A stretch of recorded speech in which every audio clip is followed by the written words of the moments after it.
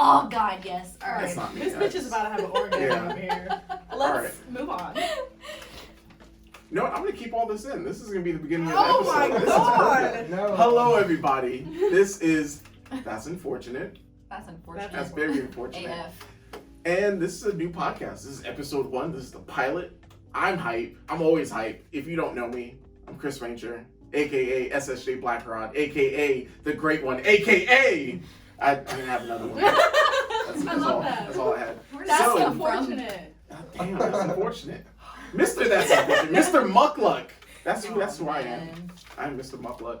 And you may know me from Should I Play That? You may know me on Twitch, somewhat YouTube, Twitter, whatever. But, you know, this is a podcast that just sort of just sprung up out of nowhere through, you know, what's going on in the world right now.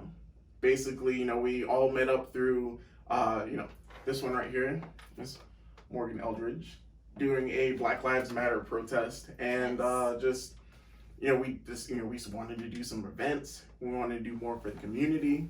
And at some point, we're like, yo, we should do a podcast. We have a representation of enough people on this, you know, this panel that we could do a podcast. And a podcast about anything. A podcast where we want to feel uncomfortable. Yes. Because there are topics out there that people just don't want to talk about. Facts. We're going to talk about it. You will see me sweat at some point. Possibly in this episode, who knows. But, yeah, we feel like this is the time. We are living in a time where we need to have these discussions, these tough talks, Facts. these awkward talks. And this is what we're doing. This is what we're here for. So, that was my long-winded introduction. You know, like I said, my name, I'm male, because I'm a male. I am You a are. Christian. I'm a Christian, whereas, like, I'm like a spiritual Christian. Like Christian question mark? No, like, I'm a Christian, like, period. But not aggressively.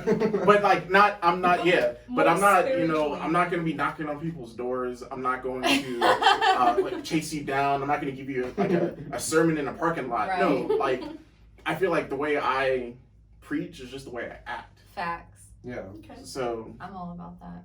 That's what I'm about. Okay, party. All right. All right. Wait, oh no, I forgot one. Oh, I don't have it in front of me. Wait. This is what we were talking about, man. This is episode 1, y'all. What do you do for a living, my boy? Occupation. there you This is go. what, yeah. All right. So I am a retail manager. People, I guess, in the town of Griffin know me if they shop retail. And this is like just the past almost decade. So people come up to me. They're like, "Yo, I know you from somewhere." I'm like, "Yeah, I know you from somewhere too," but I really don't. Just it's a phase. I don't know. So that's one job. I also work part-time for a it's like a program to get children into college, get them, you know, exposed to the arts and everything. So shout out to them. Aw. And of course I do podcasts. I do streams. This is my thing. So that's what I do. I do a lot. I wear many hats. A jack of all trades. Jack of all trades. And some people may say, "Yo, so is he Jamaican?" No, I'm not Jamaican. Bro. I'm not. I'm Haitian. But I just do a lot, and I love what I do, except retail, because Man, no one who does retail loves it. I actually knew one person who loved his job. There's But a the select thing is, few. no one liked him. He was weird. Yeah, he's probably He was There's a select Mm. few, but most of us don't like retail. That was the worst, like, 4 years of my life was in retail. That and food service. Like, Yeah, I've never had to buy I've done that too. So listen, so I feel like, awful. and this is interesting. I feel like everyone at some point, there should be like a requirement in like schools. You have to work, you know, a semester of retail, work a semester of food service, and work a semester of just like just being like a waiter or like wait staff or something. Yes. Just so that you can respect the trade. Yeah, and you don't Old treat white people people like are shit. cringing right now. Why would I have to do that? Yeah, all these I would basically entry-level jobs became necessary and what was essential very Essential. quickly. Yeah, the essential workers and, you know, people, before then, they were like, it was positions that were looked down on. Yeah. But look at it now. We need them, right? Yeah. So Literally. listen. And so with that, they need to be paid essentially. Oh, dear 100. God, that's a whole topic Yes. that needs to be discussed. So passing the mic, Morgan. What's good? What's going on? All right. So I'm Morgan. I am 25 years old. I also work in retail. I'm a store manager. Oof. I'm female. Yeah, that's pretty much it. You can follow me on Instagram at heymo, MO0731. Good stuff, Morgan. That was it? I mean, I'm not like that. Oh, I'm not okay, that okay, interesting, man. Like, I that's think just the you're basics. lovely. You guys will find out more. You're the greatest. Okay. I'm Velvet. That's her real name. That's a my real name, people. That's her on my real name. birth certificate, I promise. I am also 25. I'm a female. Why you say it like that? I don't know. Let's see. Occupation. I am a master cosmetologist. Yo, say it one more time for the people that didn't hear. What are you? I'm a master cosmetologist. But don't sell Okay. yourself short though, ma'am. You own your own salon. So yeah, I'm Period. a master cosmetologist. I also do microblading and micro shading. I also own 2 salons, a hair salon and a nail salon. So real quick. We want to shout out Velvet because that's actually where we're recording right now. So if you need, your hair done, your nails done, everything done, I'm here. she's right here. Let me know. She does my hair, Oh. guys. Speaking of that, Instagram is Velvet VELISABELX. So first name, middle name, X. Okay. I am Jade Cooley. I'm 21. I am a transgender woman. Yes, I am woman. She's the baby. Thank you. Literally a baby. She is. She's the baby. Sensitive. But I am, and I work with interior design. Oh, into it? I wasn't already. Like with like the front. Yeah, you're speaking into That's a lot better. Yeah. Can y'all hear me there? But, I work with interior design and home decor, but mostly I'm focused on my activism as of current, but Hell yeah. that's kind of my goal with the podcast is Black to Lives Matter. give bitch. myself a platform for that. Nice. Tell the people how we knew each other, Jade. You and High I. school. You and I. I was a little gay boy in chorus, and I was like, I would cry if people just talked to me, and I was sitting in the front row with like my little pigeon's feet. I was a little emo kid, and Morgan sat like 2 rows behind me. Were you a soprano or an alto? Soprano. Oh yeah, but Miss Soprano. Joan Thomas. She switched me around all the time because, Yeah. I'm that bitch. Okay. I'm just kidding. She made me sing in front of everybody, and like I remember thinking, this is it. This is when my knees give out, and I pass out in front of everyone, and I'm gonna like. Yeah, I felt like that's actually probably what an aneurysm feels like. Is singing in front of a group of people. We met in high school. We met at work. We met at a protest. We all 4 worked at the same place. At different times. At different times. Different times. Yeah. Oh, We were there at the same time. That was the Yes. last retail job that I ever You worked had. there after that us. was my first and only. And now retail you job. currently work there. We're not going to Stuck there. disclose the name of the store, but we've all worked at the same I was store. a manager. Yeah, I don't want to say what it was because it was. Never mind. I turned in We're my not trying to get keys sued. and never looked back at retail again. I've been stuck here for 10 years, y'all. I need to get out. I'm like, Wait, that's a lie. It's In like when in food retail service is is zero? retail. 10 years? How old are you? I think longer. 26. No, less. It's You're almost 26, 10 years. right? Huh? I never said it. I'm 28. You're 28. 28. Oh. Yo, So, yeah, white so- people age like bananas.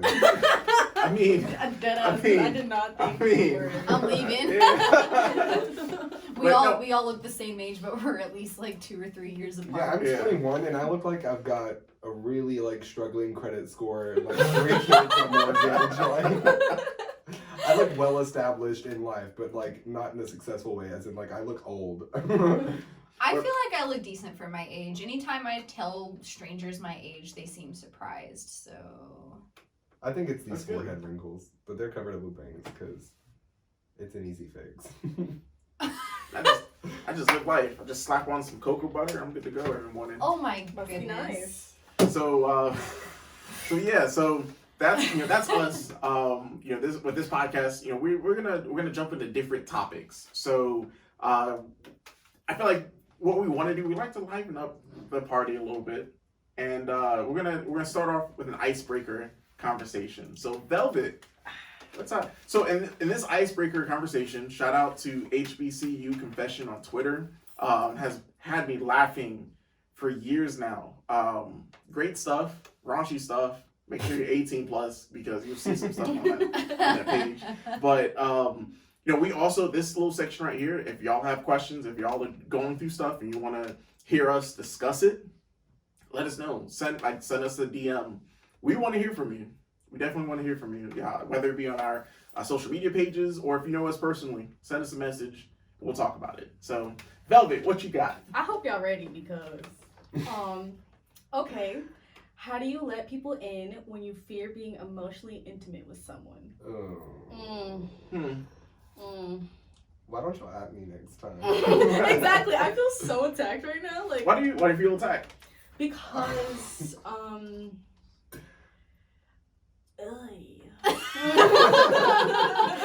Well, It's like, I mean, where the fuck do I start? sometimes it's not like, if you are in a point in your life where you're scared to let people in because you're emotionally like not prepared for the backlash that may come with a failed relationship, it's probably best not to engage. Like, it's not a matter of figuring out how to get back in the game of socializing, because the game of socializing is meant to be a game. It's supposed to be fun. If you take the fun out of the game, it's no longer serving a purpose. Like, I think everybody needs to be absent from people for a moment in life. Like, I used to be addicted to relationships. Like, I had to be in love to be alive.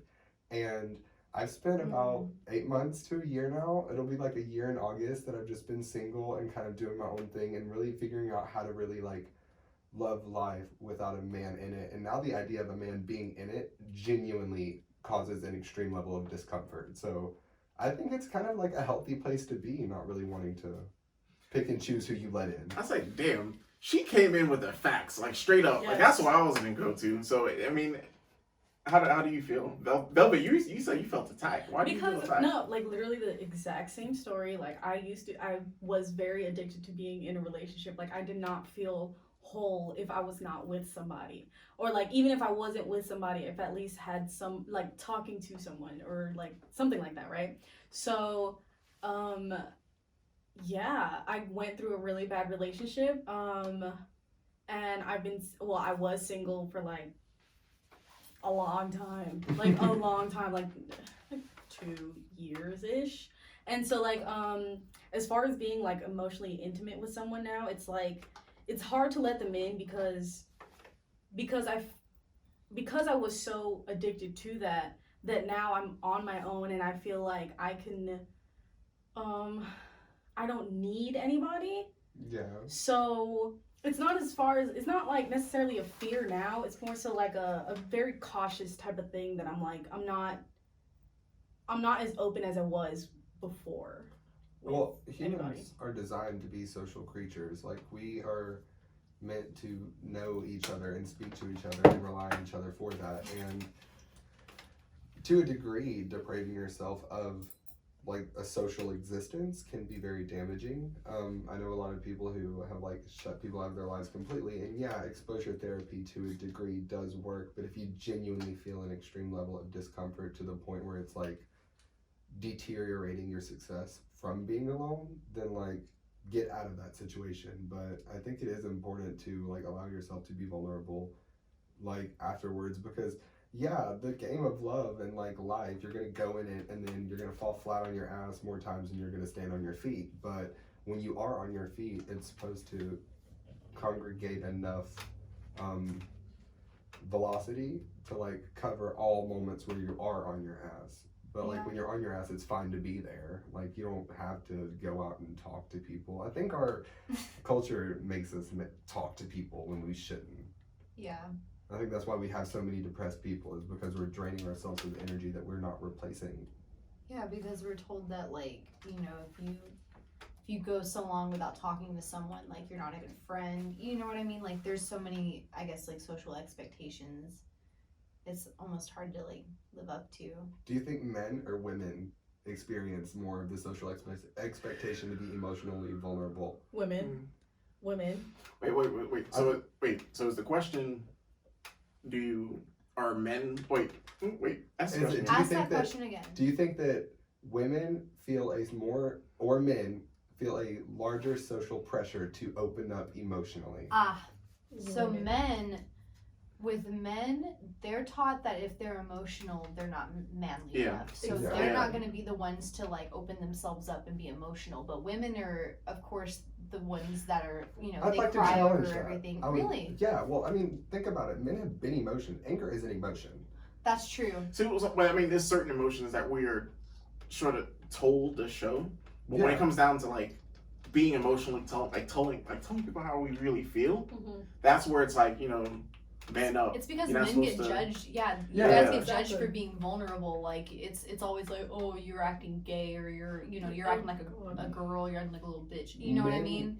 Men are punished for feelings that don't allow them power over people. Think about it. When men enter a room, if they are laughing and making jokes, they have power over the room. They're controlling the energy. People are laughing. Mm-hmm. If they walk in there, they're angry and they're screaming, people are scared. They're going to listen to their voice. Right. Those feelings are listened to. But when men cry, when people cry, a lot of people wave that off. They and don't they tell take you that to tough it up seriously. and get up. Right. But they tell women the same thing. But they also tell women that whenever they're happy or whenever they're excited or angry, they get silenced in those situations. So I can think see that emotional vulnerability, I don't think women are faced with a don't be emotionally vulnerable, but I think we're starting to create a society where women are not emotionally vulnerable and men are. That's true. I think people are getting threatened by that too. Yeah. Wait, what do you mean? Men are very threatened. Men are threatened by successful strong women. Oh, Like God, women yeah. who stand up for themselves and women who like speak up and don't like, you know what I mean? Like a lot of men, they expect women to be more like subservient and more submissive. See, and You know what you I know, mean? you know what's wild is because like I'm weird. I'm weird. So like so when like I'm the opposite. Like I love to see when women step up and they're like, yo, this is shit that needs to be done. This is how things need to be done. I'm like, yo, all right, bet. Let's Yeah, But not like a every man's man. man yeah. expects a woman to be laid back and subservient, and like the man wants to make all the decisions, and God forbid a woman like disagree with him. Well, I don't think that You know? that's also like, I think that is I very think- no, common, but I think don't that's a generational thing. I do think that's yes, a generational Absolutely, thing. definitely. Well, absolutely. Okay, it might be generational, but I also think it's location. Okay. I have found living in the South, I have found every man that I've met, like, because I mean, you can't tell from what I'm wearing right now, but like, usually I have a very, my fashion is very driven by sex drive. Like, I like to show a lot of skin because Yeah. I've spent a long time trying to be comfortable in it, and I challenge my discomfort with my body by forcing myself, like exposure therapy. Yeah. And every man I've ever been with usually doesn't want me to do that. Like, why get a baddie if you don't want her to be a baddie? Like, and every man that I've really been with wants me to silence See, the things no, that. no, like, that's a whole listen, nother that's a whole other conversation. conversation No, because That's oh my God. But that's because results. I feel like those Started on that. relationships where you have when you have a man's man and he gets with a baddie's gonna be a baddie. You can't change that. Exactly, but that So- also results in women, especially, being in a point where we don't want to share emotional vulnerability because women are at a rise right now. We are in a situation where we're not putting up with bullshit anymore. We don't have time for it. We are starting our own careers. We're starting our own businesses. We're becoming We politicians. don't rely on men financially anymore. Like we Right. make our own money at this point. We don't need a man. We are fighting our healthcare laws daily. We are passing legislation daily. We have women running for president. Yep. We have women who are fed up with like institutionalized sexism. Mm-hmm. And because of that, when we enter relationships where we are told to get out of office and go back to the kitchen,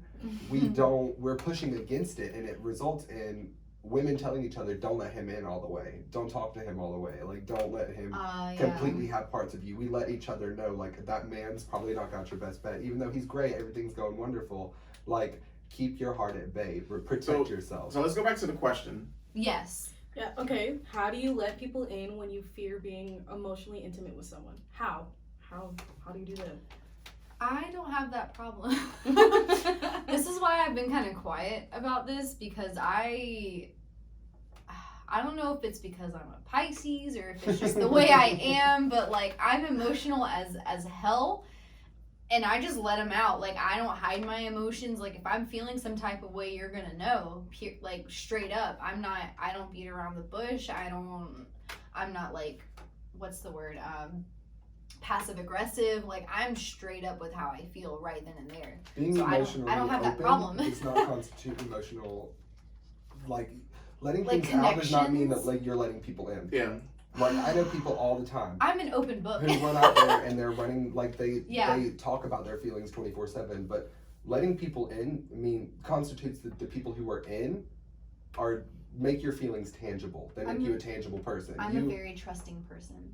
Right. I So, like, probably shouldn't be, and I might be a little naive in that, but I trust people very quickly. However, you can break my trust quickly as well. Like, I'll trust anyone at first. have you been in a situation where somebody's broken your trust and you've had to let them back in? Because, like, how do you do Yeah, that? how do you do that? I feel like that's Yeah. the best way to answer that question. Because Okay. That's a loaded question though, because I have multiple answers. my to mom that. is a genius, okay? And she told me I have a severe anxiety disorder. Mhm. I have reactive attachment disorder. So basically, I sabotage relationships before they have any potential to grow. And once I feel they have potential, I do everything that I can to make it not have potential anymore. And first off, you have to be aware of how your brain operates before you can really decide how to navigate emotional boundaries being loosened. Facts. Or let down. And my mom tells me all the time, when you recognize that little voice that's telling you, like, shut them out, like, get rid of them, literally, you have to externally say, bitch, quit it. Yep. Like, literally, like, just bitch, quit it. If you don't jump, you'll die here. And if you're lonely, talk to people. If you're not going to talk to people, stop bitching. And it's just literally, it's that simple. You just have to provide yourself with tough love. So I want to piggyback off of that. Me myself personally, I've gone through like sort of like years of depression, and like I'm on my way, like I'm on the rise out of it. And with depression, of course, that's one of those things where like every now and then it'll creep itself back. So it's not something that you just beat. It's something that it's an ongoing process. So something that I've learned over the years is that anytime that I'm in a situation where I feel like I have to reach out or I have to like put myself out there, my brain will tell me, no, don't do that. You're gonna get hurt. Oh my god. Your brain is built to protect you or do what it can to protect you. It may not be right. That's good. It may not be right, but it's trying whatever it could do to tell you to not do something. This is trying to protect you, even if it's wrong. So I've learned that, especially like over the past like month or two, just doing stuff like with podcasts, reaching out to people, just putting myself out there. It's gonna feel awkward. It's not gonna feel right, but you're gonna get growth from that. It's exposure therapy. When somebody hurts you, it doesn't feel right. Mm-hmm. So, like, Of that's why course. your brain retaliates with backing It away from learns people. from it, So when yeah. you go back out, you're like, this doesn't feel right. Because your brain's like, well, yeah, because last time you were out, you got hurt. But you also have to remember, we have to establish the concept that your brain and all of your mental illnesses operate with the same exact skills you operate with. It's in your head. That's how it knows what arsenal to use to make you feel smaller. So when you experience things like anxiety, So when they socially, say it's you versus yourself, that's yeah, it literally literally that. is. Yeah. Like your Wow. anxiety, I personify my anxiety. And let's say she's some middle-aged woman, and let's call her Barbara. And every time Barbara gets into my life and she tells me not to socialize or to make friendships or to pitch the idea of a podcast to Chris or to get into a group chat with you guys, I was like, bitch, quit it, because there's other things. Like, the world has anxieties that are bigger than my anxiety. Right. The world has issues that are bigger than my issues, and the only way to like really silence that is to humble your anxiety. The smaller that your anxiety feels, the smaller the consequences of it. Mm-hmm. So like basically it's just establishing what you're good at. Are you good at manipulating? Because if you're good at manipulating, then your brain will manipulate you just as well. It knows exactly what excuses to use to make you go back to bed. It knows exactly what excuses to make you go lay back down. Yep. And because that's why it was there when you were hurt. That's why when people are in like deep depression, that's why you find them like stuck in bed. That's why you know they can't. They like just the normal stuff. I have like chronic depression. so like watching I feel all of this watching right now. Netflix, playing video games when you normally do this, but now you can't do this, and like you're just in bed. That's your brain being like, yo, like this is where you're safe. You have to then tell your brain, no, I'm safe going out. I'm safe doing what I love to do. Like it's okay to be hurt. It happens. Yeah, because I mean, out of all the times that you're hurt, when you do get hurt, it has a good way of telling you like that feeling is so prominent because you spent so much time not being hurt that like when it does happen, the whole concept of reality is like shaken. It's like the things that make you happy make you feel like you're about to do the dishes because you were once so happy, and then that lost purpose because you did get hurt. And you weren't able to be intimate with people anymore. So your brain's like, well, if the thing that made me the happiest is no longer here anymore, why try with everything else?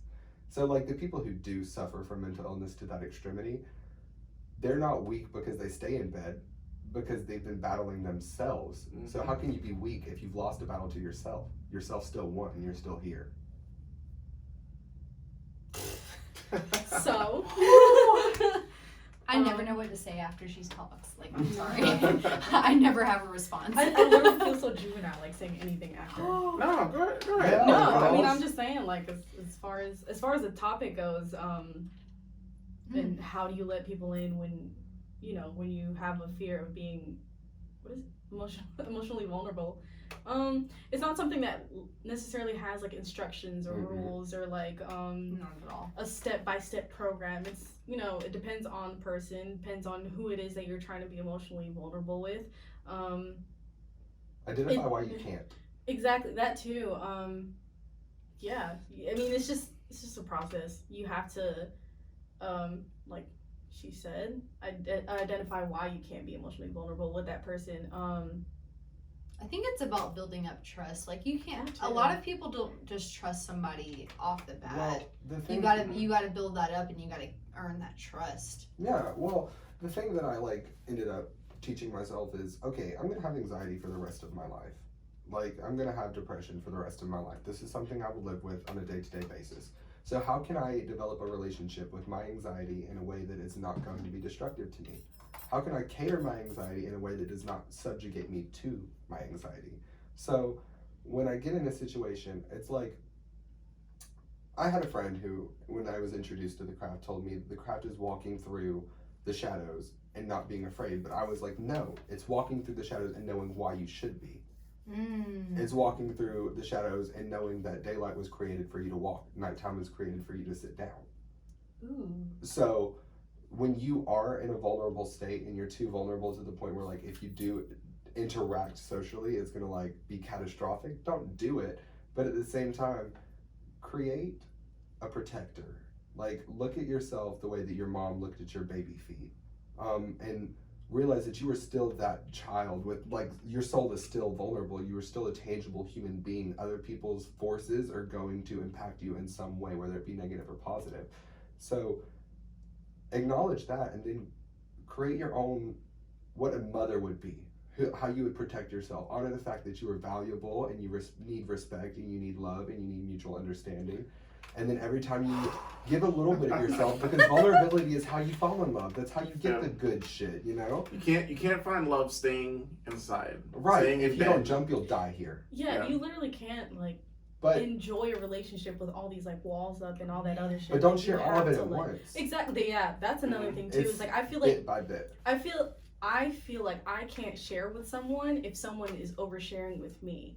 I feel like if someone starts oversharing with me and they expect me to then spill your guts. Yeah, I'm not no, I mean I understand that, but at the same time sometimes it's just people like they're doing that to get you to spill.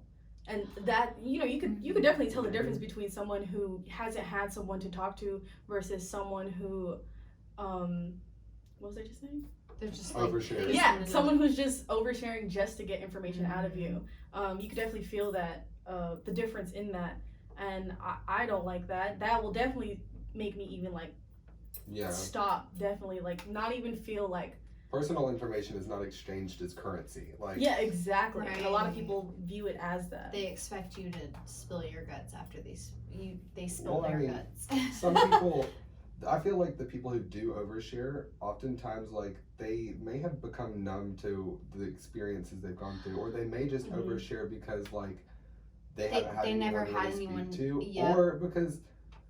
I mean, yeah, if somebody else's comfort, I'm comfortable oversharing for the most part, but that's because there's nothing I haven't gone through that hasn't already been told to people. Right. So what's And the you're point of not hiding you're not from it? ashamed of it. Also, like, I've gone through so many negative things that I had to give myself. Like, the universe is not pick favorites. Like, you go through bullshit, and that's just how life works. You can be the best person in the world and still have a horrible week.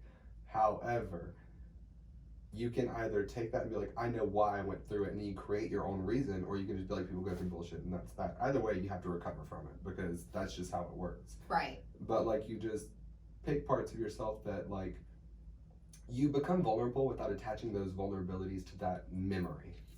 And that's what makes people not really want to be vulnerable. Like, my favorite songs, I can't really listen to because of my exes. Mm-hmm. You should be able to share your favorite songs with them belonging to yourself still.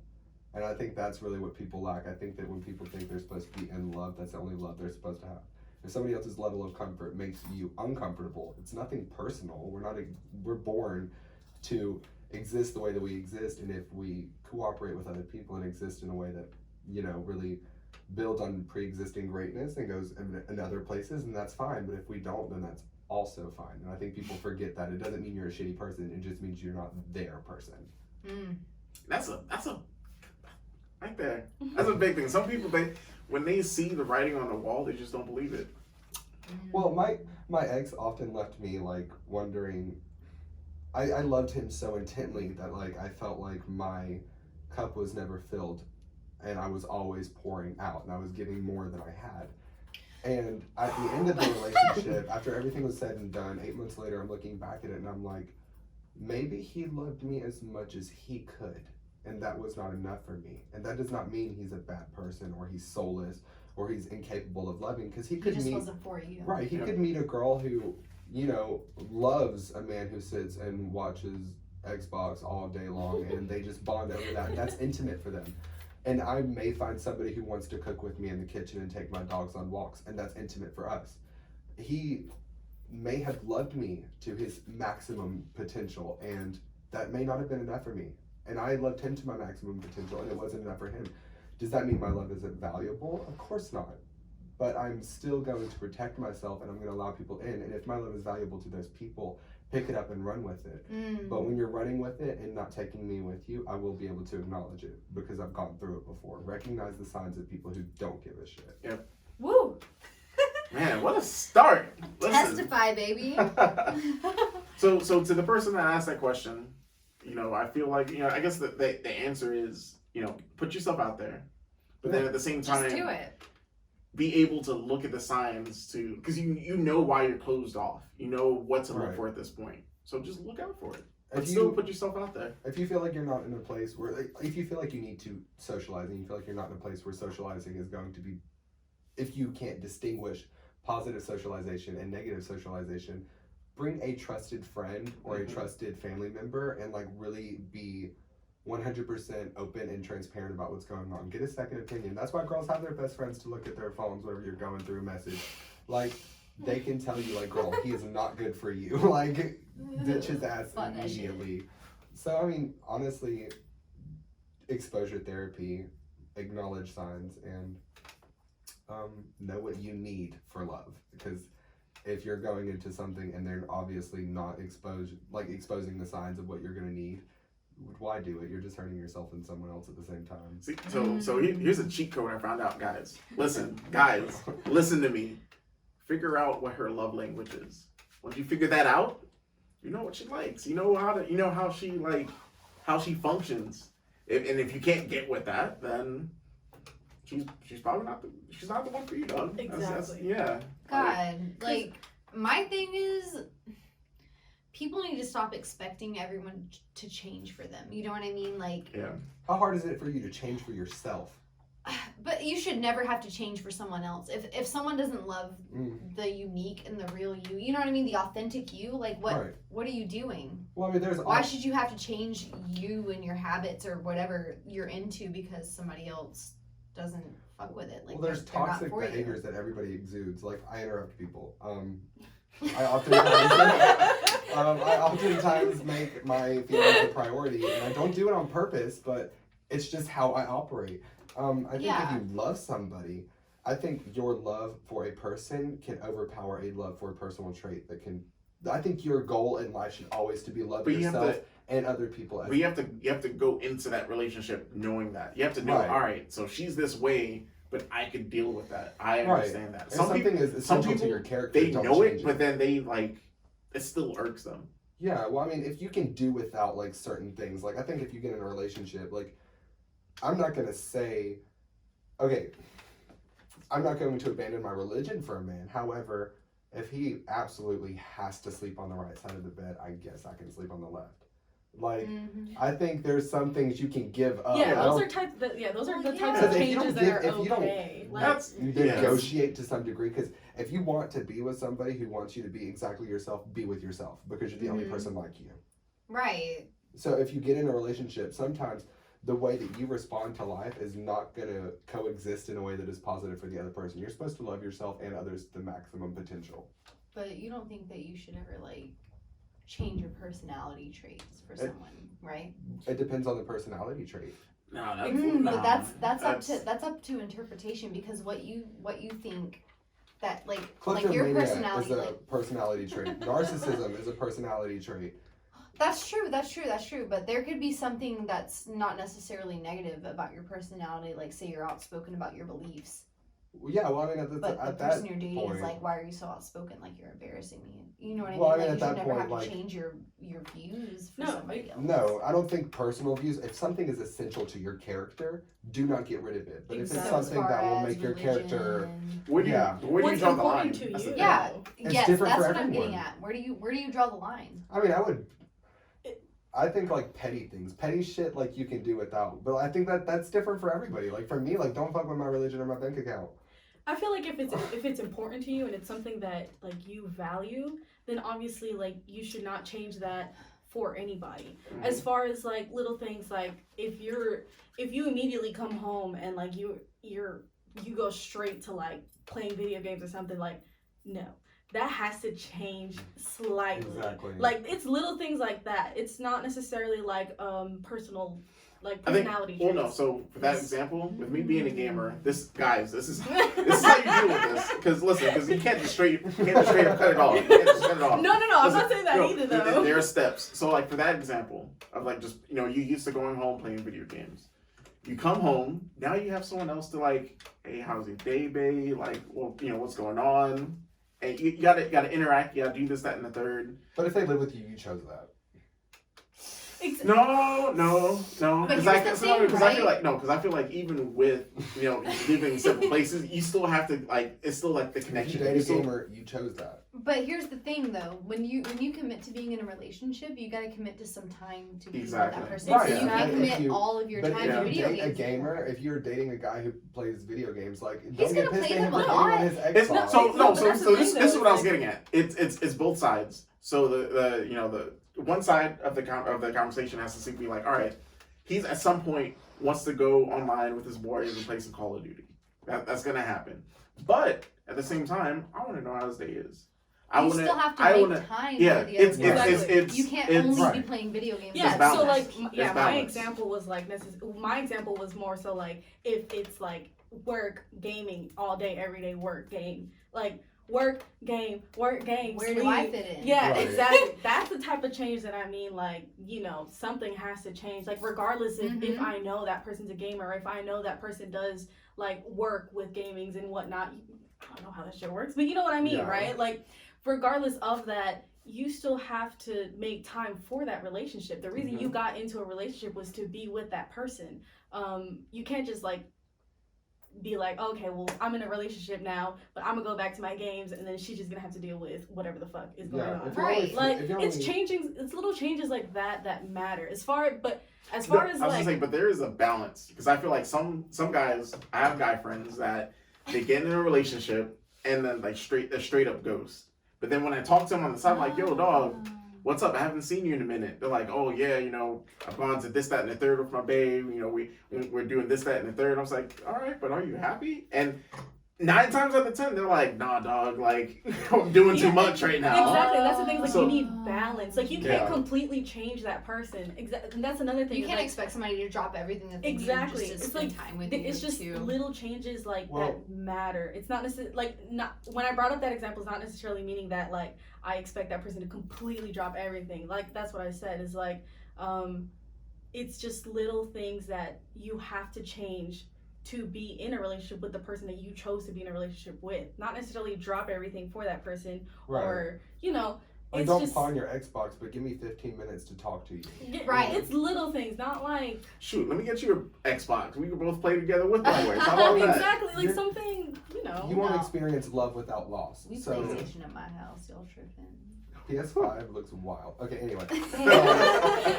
I think that you're not going to experience a love without loss. And that doesn't mean Mhm. that that person's going, I mean, yeah, it means the person's going to die or you might break up, but that means that you're going to lose bits and pieces of your character and adapt bits and pieces of theirs, just as they're going to do that for you. And if you're going to have to sacrifice religion and stuff like that once you get into a relationship, you did not spend enough time talking to that person in the first place that's to get different. to know them. That's You should completely have different. spoken, those should have been things you talked about before you Mhm. entered the Yeah, relationship. there's certain things that Because- you have to like. Yeah, we're not back Be in in the agreement 14th before century. you- I'm not training my Yes. daughter for 14 goats. Like, Right. you know, like you I are think able political to date. differences are important too. I don't think you can be in a serious relationship with somebody and you have Yeah. completely opposite political views. Oh, all right. I have so a weird thought on that. I was though. gonna say because Politics is like, where do taxes go? I think when it comes to human rights, like, do gay people deserve medical care? That's not politics to me. That's human decency. That's human, human rights. rights. But, Yeah, it's human like, rights. A lot of people confuse that for politics. Like, I've dated conservative Mhm. men, and they were like, and it was before I was as outspoken as I am now, or had the track record of confidence to back up how bitchy I am. I ended up in relationships where they were like, I like you, but we can't hold hands in front of my mom and dad, and we can't we have to go to church, and you can't wear makeup, and blah blah blah. You can't wear this, you can't wear that, you can't. And I gave into it because like I was so eager to just be loved and validated to any degree. But now that I am like in a point where I'm by myself, and I should have really said my occupation was being 100% that bitch, but like I don't find myself exposed to that type of lifestyle. But like, yeah, I've been in relationships where I pretended to be Christian. I've been in relationships. I mean, I've spent 20 years pretending to be somebody I wasn't. So yeah, I mean, I've given up pieces of my character for a relationship with my parents, with my siblings, and those are even bound to fail. And if those are people who you were exposed to the day you were born, don't enter a relationship where like you're gonna have to get rid of all of that, because that's gonna end even faster. I mean, it took me 2 years with my ex-fiance to tell him to eat shit and die. Well. Woo! Oh. All right, so I hope this conversation, this icebreaker, has spoken to somebody out here. That's the whole point. Quite That's an the whole, icebreaker. that's the whole point. So at this point of the show, we'll normally jump into what's topical, what's hot right now, what's I don't want to say what's trending, but like what really matters at the There's time. a lot. There's a lot going on, and like we said at the top of the show, we all all of us officially got together through the Black Lives Matter protest. Right. Yep. That is something that is going on right now to this day. That's huge, and the conversation's still going. I mean, look at in Atlanta. We're all based in Georgia. The chief of police of Atlanta resigned. Well, There's a bunch going on right mess. now. It's a mess. It's what a- was the name of the man who was shot? Rashad. What was his Rashad. last name? Brooks. Brooks. We should know that. That'd be terrible. Yeah, well, I mean, I at have this a point, lot of if we knew opinions. every name of people who were killed by police, It would we would be. sit here we all would day. long So I mean, the list. fact that we don't know it is because it's happened too often. So I don't think, That I don't too. think it's a reflection of our character for not knowing their name. I think it's a reflection of the judicial system in America, the fact that there are so many names, we're forgotten them. Because I already remember Breonna Taylor and George Floyd and Sandra Bland. Like, we've remembered these Tamla names. Hosper. Right. We've Kendrick remembered Johnson. these. We've recited them at rallies. Their names shouldn't even have to have been said at anything except for weddings and, you know, dates and anniversaries. But so we're gonna be talking about stuff like that. So if, you know, for one, if that makes you, you know, uneasy, if it's awkward, then this probably isn't the podcast for you. if relations in America make you uncomfortable, that's unfortunate. It's really That's extremely unfortunate. So you know, it's unfortunate. It's really unfortunate. You know, we're gonna be talking about that. We're gonna be talking about relationships. We're gonna be talking about just religion, just sexuality, everything. So I feel like we all on this panel have something to bring, and then of course down the road, you know, we'll be reaching out to, you know, whoever's listening, whoever wants to be on the show, hit us up. You know, if you have like a specific topic that you want to talk about, let us know. We'd love to have you on. But you know, I'm gonna open up the panel, open up the floor. Why do you feel like this podcast is a podcast to listen to? Like, why are we doing it? This is gonna be educational as fuck, you guys. we have one of every like representation, like race, religion, fucking gender. Like we have everything here represented. We can literally educate everybody about everything. Like even if it's not represented, because there's tiny little things that aren't represented, but we still have knowledge on it to where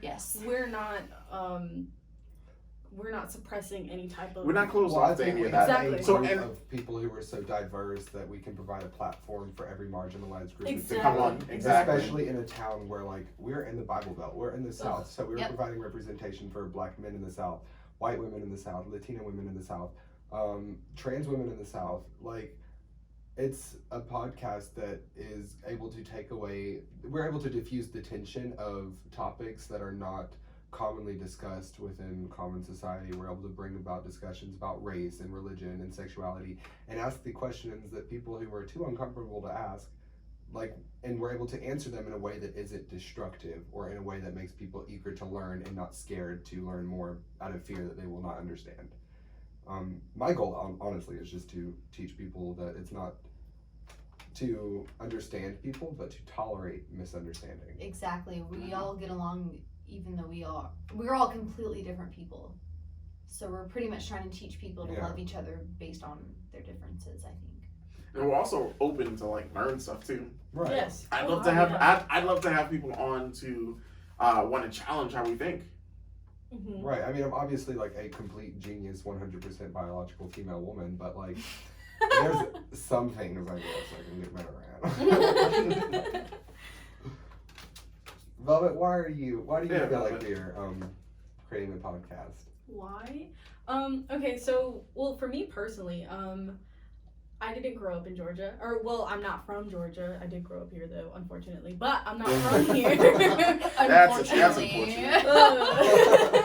I'm not from here. I was born in Boston. However, I've lived here for a fucking minute. Not necessarily the town that I'm in now.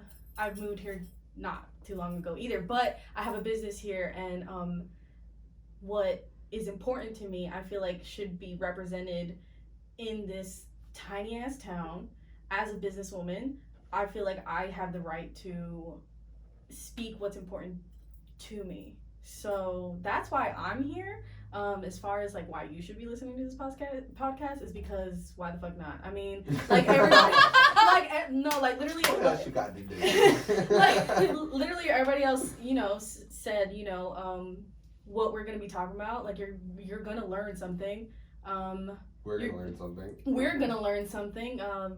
Watch us learn shit. Like that's gonna be interesting. And well, if you want to be inside the mind of a trans woman or of a Latina woman or of a Black man or a white woman, I mean, I guess the best way to do that is to listen to our little asses. But then also at the same time, I want to see y'all in the comments. I want to see y'all. Yes. Like, I want to have a productive conversation in the comments. Yeah, I would also like to have like-minded people really be able to feel like there's a platform where their voices are not only being heard but recognized and magnified. Mm-hmm. Yeah. Yes. So yeah, never be afraid to reach out to us because like we said, we want to talk about topics that are tough relevant. Relevant, but then at the same time, like people, when it comes to, you always hear this when it comes to politics, religion, we just don't talk about that. Why not? Oh God! Without exactly. I'm sorry, I didn't mean to cut you off, but It's okay. I'll cut you off.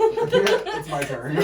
So like I said, I am a businesswoman here in a small ass fucking town, and I remember for the most recent presidential election, literally right before he who must not be named was elected.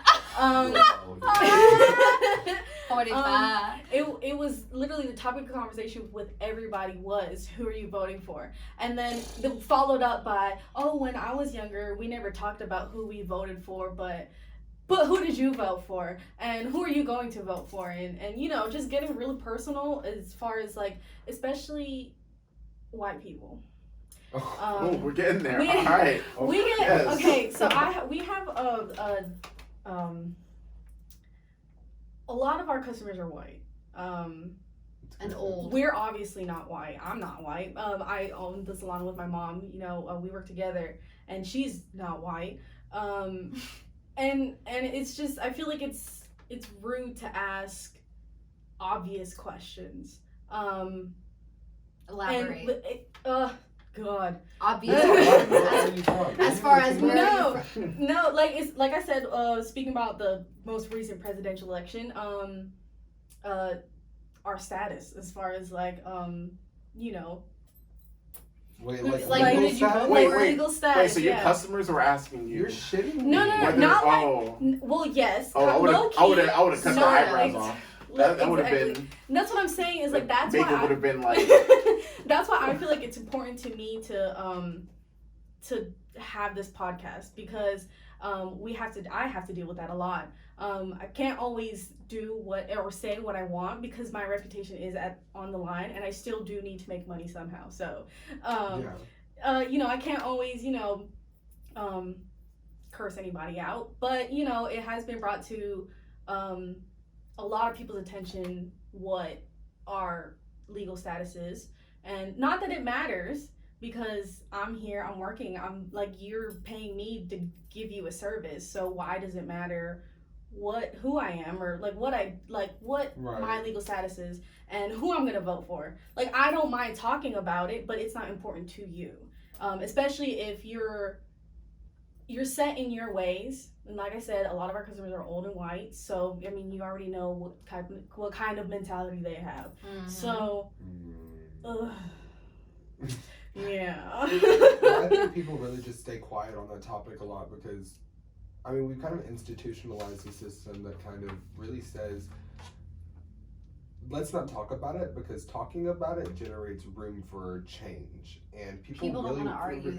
people want to keep things the way they are, and I mean, because if people actually wanted to generate discussion, for instance, the best example we have right now, people are upset about the protests, people are upset about people rioting and getting crazy and angry because they're like, you should be peaceful. But when we were peaceful, when a man took a knee on a field, you decided to take a police officer took a knee on a man's neck. For that. Exactly. So I think the topic of this is how much I get paid, this is who my boss is, or this is whatever, I think those conversations are shut down because if you find out that Samantha makes less money than Bob, then you're gonna obviously know that, okay, well, this is a historically Republican-owned business. I am getting paid less than a man. This is sexism. It generates room for those types of conversations, and it really makes people in power uncomfortable. Mm-hmm. So I think they institutionalize rules like, don't talk about your wage. It's rude. Don't talk, and they disguise it with it's socially there's no etiquette behind talking about how much money you make or your status, your social status or whatever. I think it was a way to keep people who are marginalized, and people who aren't, give them more room to grow and have more power. Look at the primary elections we had in Georgia this past Tuesday. That mess, you mean? That mess. That was certain precincts not having any voting machines. Voter suppression is so real. It's super real. Well, I mean, it's so real. They did that. They did that for the governor's election a couple of years ago. Well, yeah, Stacey Abrams should have won. Our governor And was the coronavirus would have been- Secretary of State while running. The Secretary of Like, State sir. is in charge of counting the votes. They let this man keep his position and run for governor. This man was in charge of counting his own votes, basically. Well, yeah, and I mean, to no one's surprise, he won. I mean, I knew so many people. I knew more people who were outspokenly going to vote for Stacey Abrams than anybody who would have voted for him. And they demanded recount so much. It was such a... I don't think it... Did it ever get recounted? It did get recounted, and they recounted it, and they were like, oh, he still won. But the thing is whoever they provide us with representation. I say that with air quotes, because when it comes to the election that really fucking matters, Electoral College is the one that does that. How am I supposed to expect people who do not agree with... Because I really, honestly, young people are mostly like, it's a blue wave. There's more young people than there are old people in our cities. It's kind of a common knowledge that there are more Democrats in Griffin than there are Republicans, yet we are a Republican city. That's because we have to go out and vote. Yeah, but the thing That's is another people thing, are too. feeling like their votes don't matter, because if you have an But electoral college... they have to vote where for Hillary the Clinton- local Hillary so that Clinton they can won affect popular that. vote. Hillary Clinton won popular vote. That's a domino So, effect. but the thing That's that you're true. telling, the thing that the biggest election, the only election that most people, the younger people think about, the only election I ever thought about, the first election I was involved in, was the presidential election. Mm-hmm. And when I was shown that, it wasn't up until this year that I I thought that there was an electoral college for every voting system, because the president's voting system was with the electoral college. And high schools didn't really touch on it enough for me to really understand it. They were more talking about like gross wages and population misdirect. growth. They didn't really bring it It's a up enough. misdirect. So I was like, if my vote doesn't matter anyway, why do I need to even vote? If Hillary Mm. Clinton won So, popular, here's the thing. if she So won popular look at and lost the election overall, then why do I go? look at places like Colorado. Oh dear God! People go out and vote there. Local elections and Everywhere. bigger elections, and that's That's the how thing they is got like, shit done. And There that's the was thing more is, young like- people voting in this election though than I've ever seen though. and that's the thing though is like us as younger people, like she just said, like we're so used to being told, oh, your vote doesn't matter in big elections. Why go out and vote?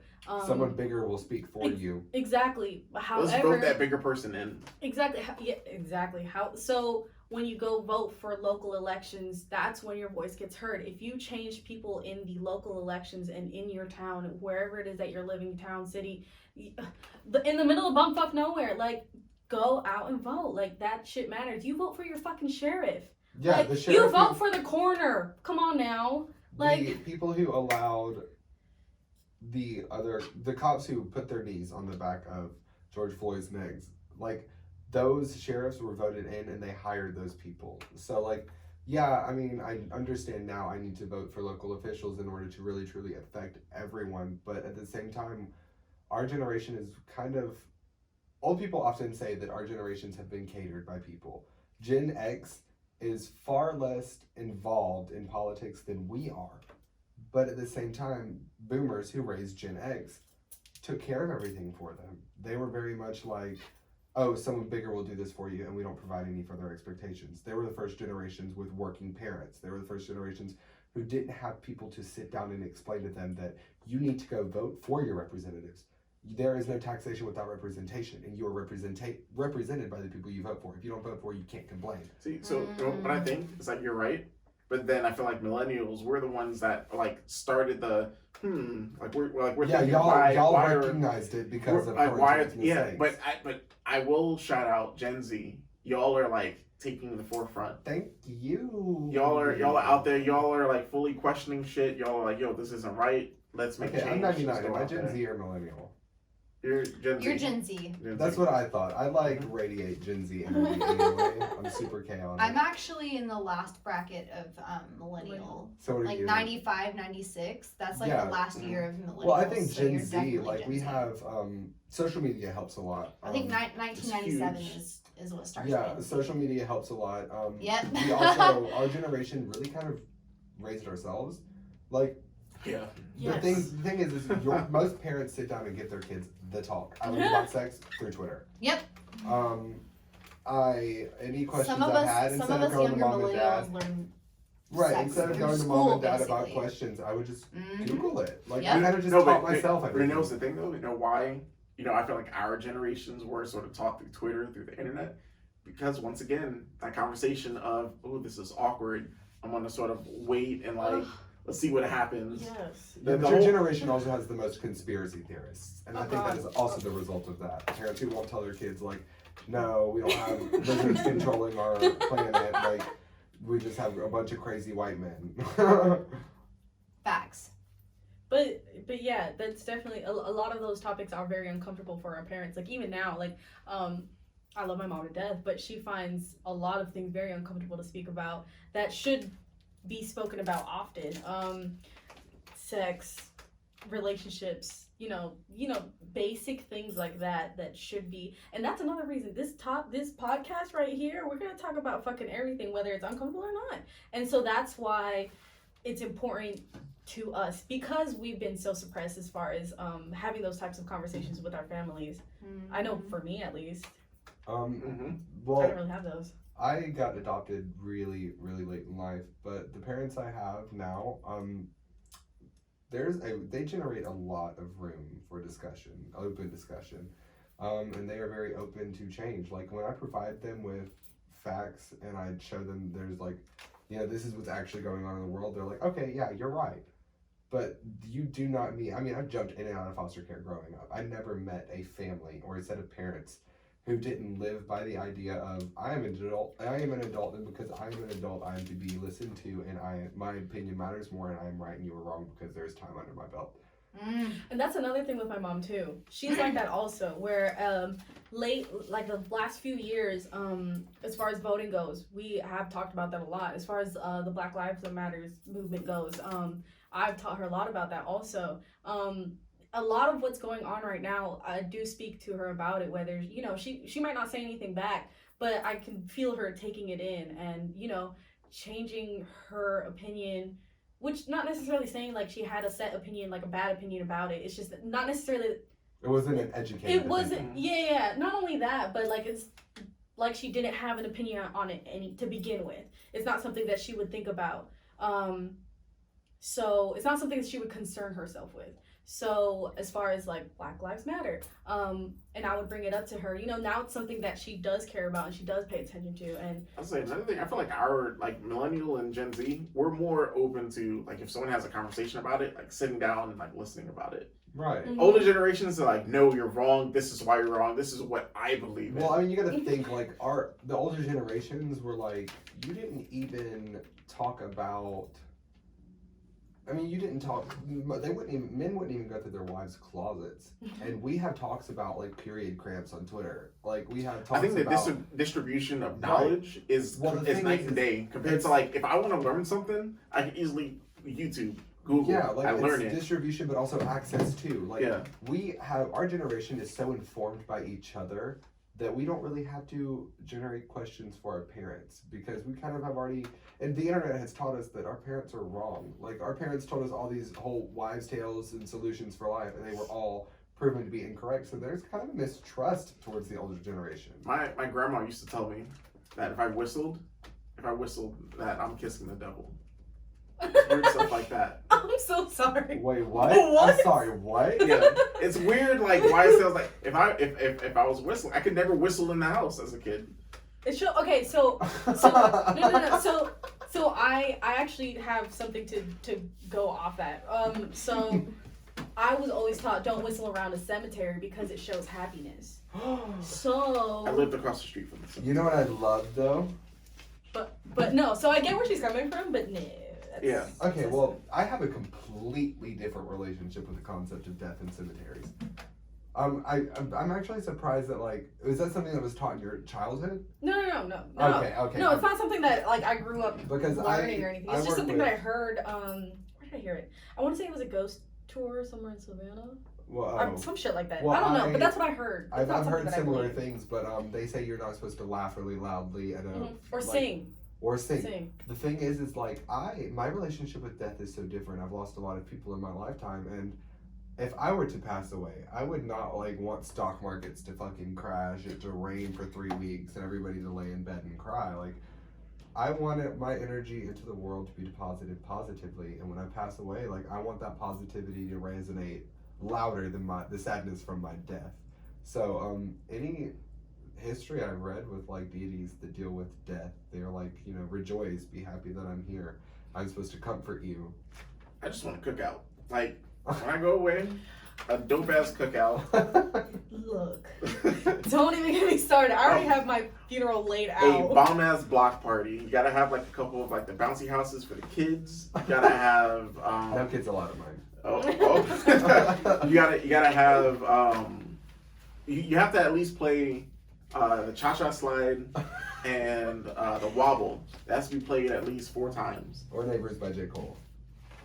But yeah, I mean, I just want a positive, you know, a positive experience. I want a massive ass smoke sesh at my funeral, and I want people to like not show up, and I don't want an open casket because nobody knows how to do my makeup the way I do my makeup. And like if I can't do my own makeup at my funeral, then that shit better be closed casket. You better burn my ass. This conversation just took a left turn. You guys Yeah, are talking about it did. death. Right Yeah, now. yeah. So no. Yeah, so with this, we're gonna wrap up the conversation.